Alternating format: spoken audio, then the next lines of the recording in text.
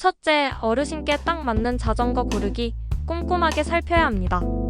자전거 종류 험한 길 갈 것도 아니니 편안하게 타기 좋은 시티형 자전거나 하이브리드 자전거가 딱 좋습니다.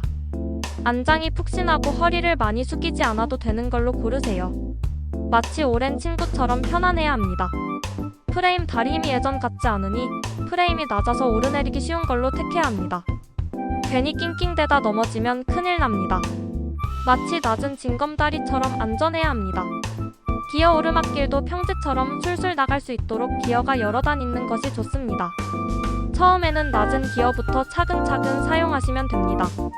마치 인생의 고비처럼 천천히 넘어가야 합니다. 브레이크 무엇보다 중요한 건 안전. 브레이크가 잘 듣는지 꼭 확인해야 합니다. 특히 손아귀 힘이 약해진 어르신들은 잡기 편한 브레이크 레버인지 살펴보세요. 마치 생명줄처럼 튼튼해야 합니다. 안장 오래 타도 엉덩이가 아프지 않도록 푹신한 안장을 고르시는 게 중요합니다. 마치 어머니 무릎처럼 포근해야 합니다. 둘째, 자전거 타기 전후 그리고 탈 때 주의해야 할 점들 꼭 명심하십시오. 준비운동 갑자기 자전거에 올라타면 몸이 놀랍니다. 타기 전에 가볍게 스트레칭으로 몸을 풀어주세요. 마치 굳어있던 관절에 기름칠을 하는 것처럼 부드럽게 말입니다.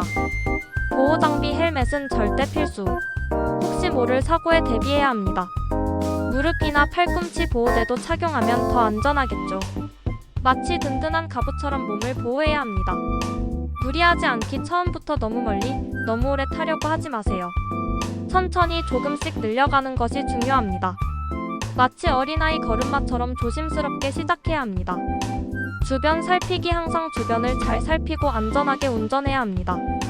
이어폰을 끼고 타는 건 절대 금물. 마치 눈과 귀를 막고 길을 걷는 것처럼 위험합니다. 수분 보충 자전거를 타는 동안 물을 자주 마셔야 탈수를 예방할 수 있습니다. 마치 꽃에 물을 주듯이 몸에도 수분을 공급해야 합니다.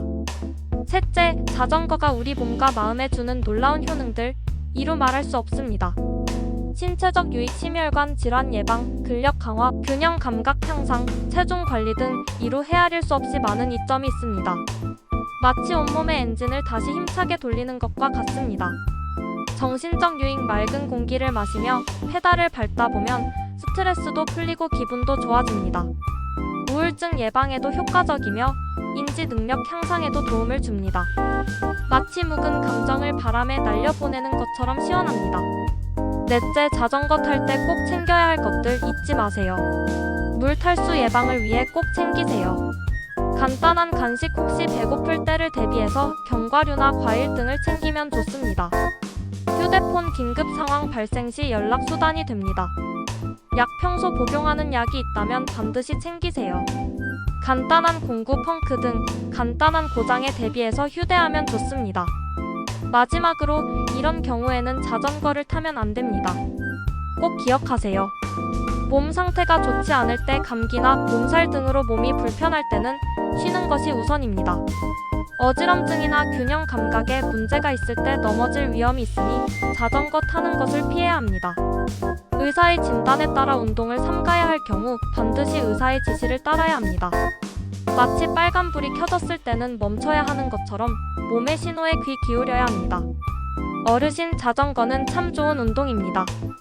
하지만 무엇보다 중요한 건 안전입니다.